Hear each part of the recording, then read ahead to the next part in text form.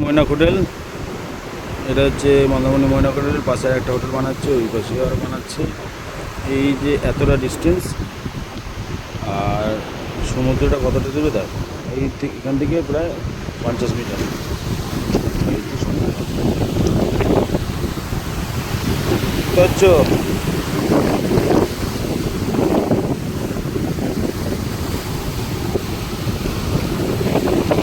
এখানে জল চলে আসছে।